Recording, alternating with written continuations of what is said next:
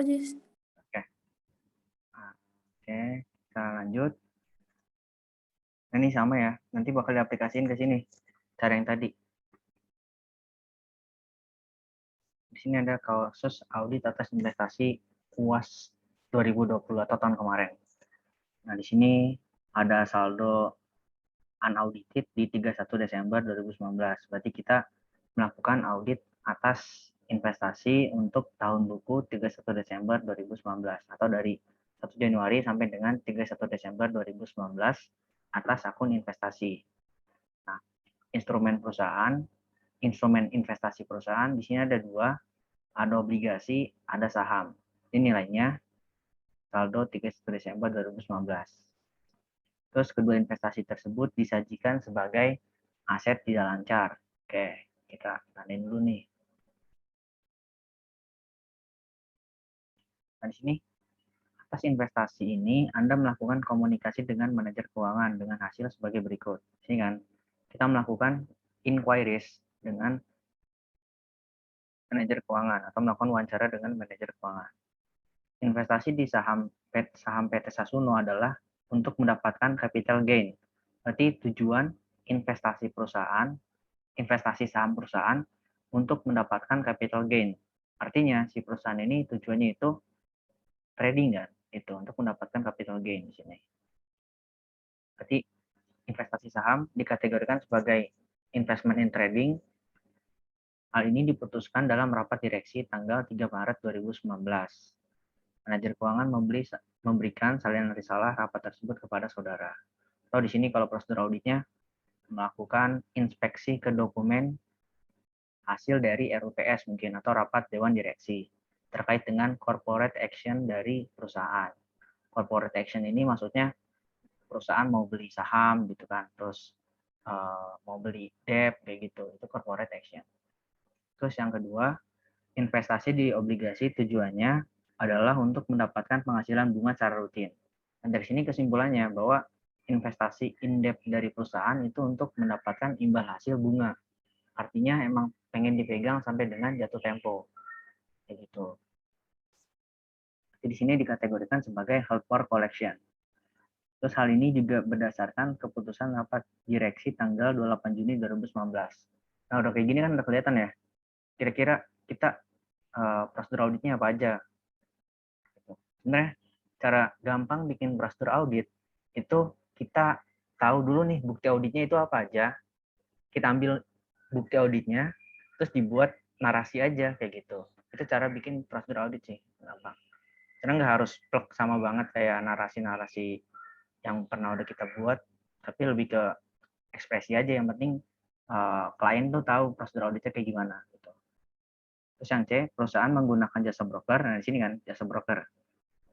Andalan sejati untuk melakukan transaksi ini. Semua surat berharga adalah paperless dan semua informasi tersimpan di kustodian Central Efek. Nah, artinya di sini prosedur auditnya kan melakukan konfirmasi ke broker perusahaan untuk meminta rincian transaksi si perusahaan selama periode berjalan kayak gitu. Misal di tahun 2019. Gitu kan. Terus selain itu melakukan konfirmasi juga ke KSEI. Terus ini kustodian Central Efek Indonesia gitu kan. Nah, bedanya sama perusahaan Apple Blossom yang sebelumnya itu kalau Apple Blossom disimpannya di safe deposit box gitu kan. Ini ada di kustodian Central Efek. Terus yang keempat, semua surat berharga diperdagangkan di bursa, maksudnya di pasar modal. Hati-hati jangan terjebak. Di sini diperdagangkan bukan berarti investasi di obligasi ini tujuannya itu untuk diperdagangkan. Tapi emang investasinya itu ini ada di saham terbuka gitu atau ke obligasi perusahaan terbuka kayak gitu. Itu maksudnya semua surat berharga diperdagangkan di bursa. Terus sini Anda kemudian melakukan pengecekan transaksi dokumen transaksi dari broker andalan sejati ada sebagai berikut. Nah, dari sini kan kita tahu ini hasil konfirmasi dari broker kan.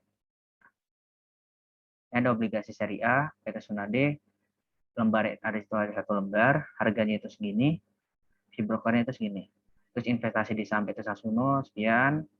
Dan di sini ada keterangan lain, obligasi seri A PT Sunade diperoleh pada tanggal 1 Juli 2019 Terus obligasi ini akan jatuh tempo tanggal 1 Juli 2024. Artinya di sini jatuh temponya 5 tahun.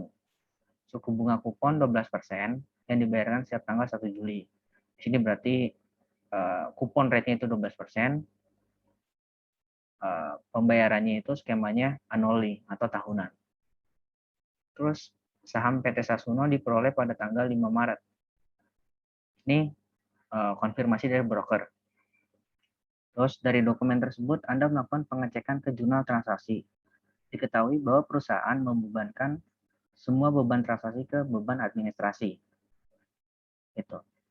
Misalkan gini ya, broker atas investasi saham itu si perusahaan catatnya sebagai administrasi expense gitu. Nah, seharusnya kan diakui sebagai miscellaneous expense atau ya terkait dengan akun broker gitu kan, broker expense. Tapi lebih tepat mungkin miscellaneous expense kali ya. Gitu. Atau beban terkait dengan investasi mungkin ada akun khusus gitu. Itu lebih tepat dibandingkan dengan beban administrasi. Nah, dari nomor 3 ini sebenarnya prosedur audit yang kita lakukan melakukan tracing kan. Tracing dari mana? Dari konfirmasi broker ke pencatatan jurnal transaksi perusahaan kayak gitu. Atau ke trial balance-nya perusahaan, mungkin income statement-nya perusahaan juga gitu.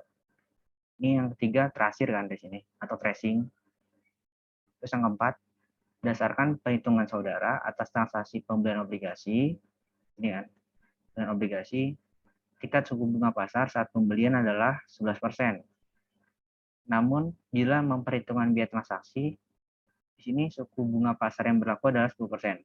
Nah, ini kan kita udah pernah belajar di AKM ya waktu itu. Ketika ada biaya broker, itu kan bakal dicari ulang berapa MR-nya gitu kan, berapa market rate-nya. Gitu. Kalau transaksi investasi saham, investasi indeks kan itu dikapitalisasi. Nah, nanti kan bakal berubah tuh MR-nya, gitu maksudnya. Terus yang kelima, Anda kemudian melakukan pengecekan ke situs Bursa Efek dan memperoleh data bahwa per 31 Desember ini adalah harga masing-masing. Nah, harga yang di sini maksudnya harga 31 Desember sesuai dengan kustodian efek KSEI, kustodian sentra efek Indonesia. Ini ya. Berarti yang nomor 5, konfirmasinya itu konfirmasinya, prosedur auditnya melakukan konfirmasi ke KSEI. Kustodian sentra efek Indonesia. Oke. Sini kita kerjain dulu nomor 4.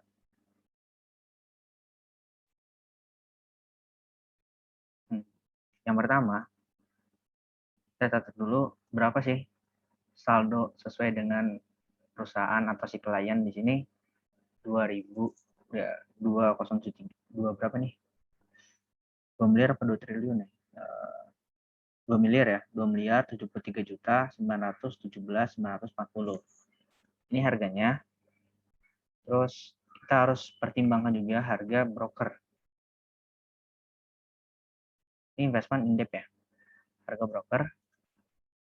Kita tahu dulu di sini klasifikasi dari investment indeks perusahaan itu kan diakui sebagai pengukurannya itu amortized cost.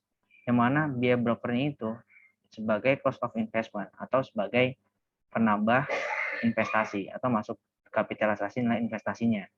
Nah, berarti seharusnya total investasi indeks perusahaan itu harus ditambahin harga ditambah dengan fee brokernya gitu. Oke. Dari sini kita tahu CR-nya tadi 12%. Sini kan CR-nya 12%. MR input brokernya itu 10%. Terus market rate exit brokernya itu 11%.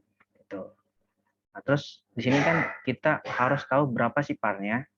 Nah, untuk cari tahu parnya berapa itu kita sebenarnya melakukan trial and error sih. Benar-benar random aja trial and error gitu. Dari nilai 2151 ini berapa nilai parnya gitu. Oke, coba ya kita coba parnya di sini 2 juta. 2 miliar. Nah, jadi kita cari present value-nya. Present value rate-nya itu pakai rate yang sini ikut broker, terus sini 5 tahun, PMT-nya berarti tinggal payment-nya kan par dikalikan dengan coupon rate. Nah, terus future value-nya ini. Jangan lupa kasih minus biar positif. 2151. Bentar.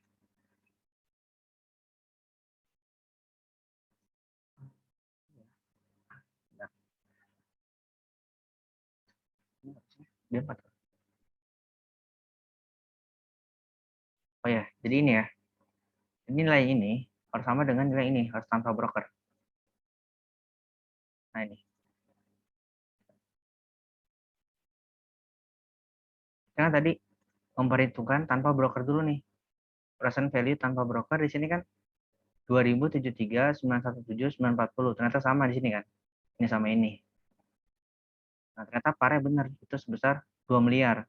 Nah, ketika ditambah dengan harga broker 77513, 530 itu totalnya segini.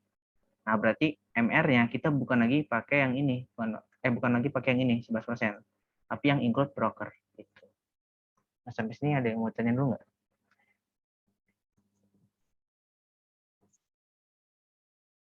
Kalau ada kita lanjut. Di sini kita buat usulan koreksinya dari transaksi investment in debt. Di sini sebentar.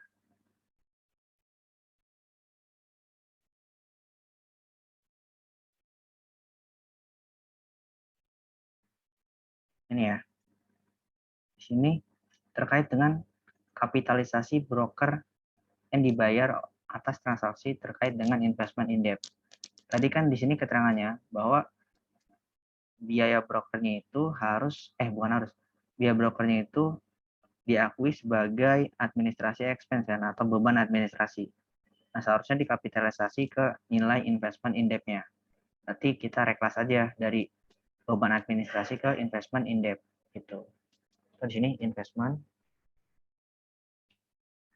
long investment in debt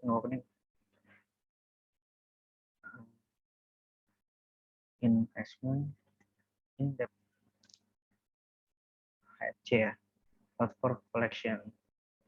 Nilainya 77513530 di sini. Oke. Nah, setelah itu kita buat amortisasinya ketika di akhir periode. Di sini interest receivable-nya didapat dari par dikali dengan kupon rate 12% dikali 6/12.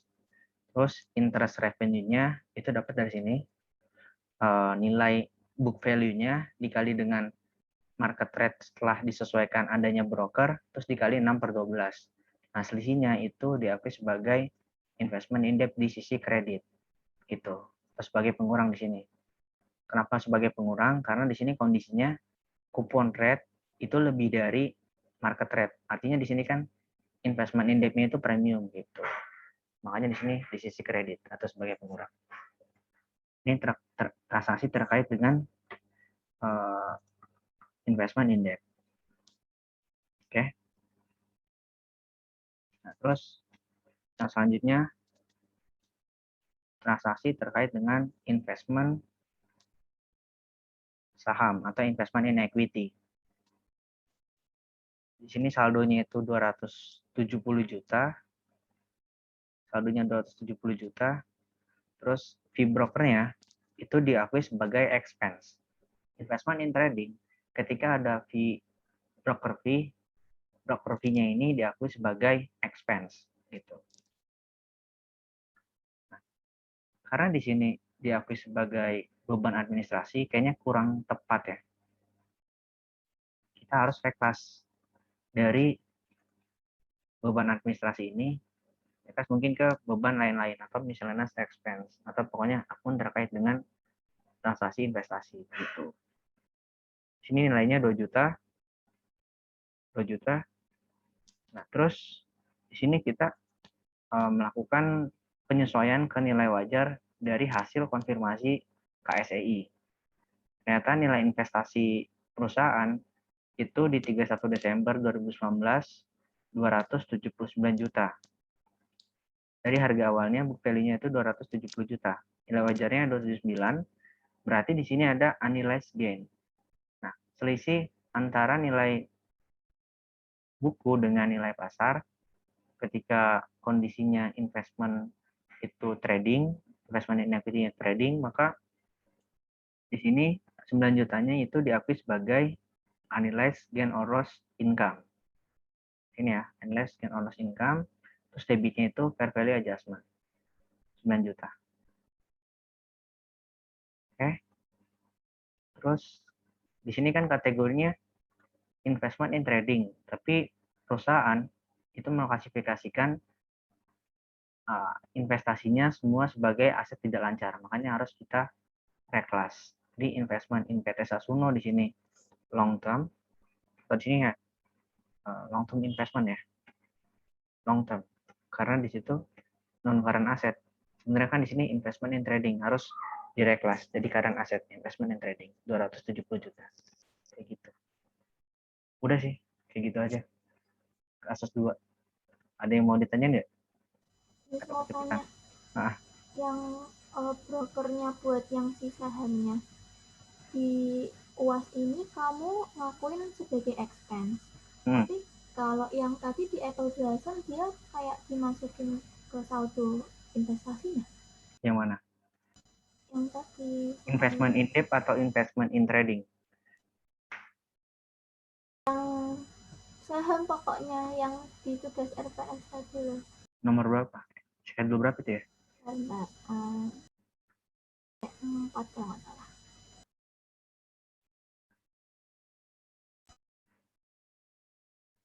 Yang mana ya? Bentar. Iya itu.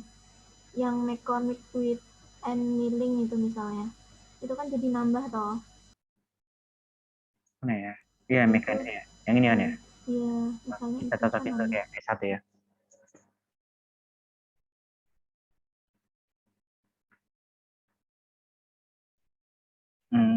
Oh iya juga nih. Ini nambah. Tapi kalau sesuai di buku Bison di sini ya,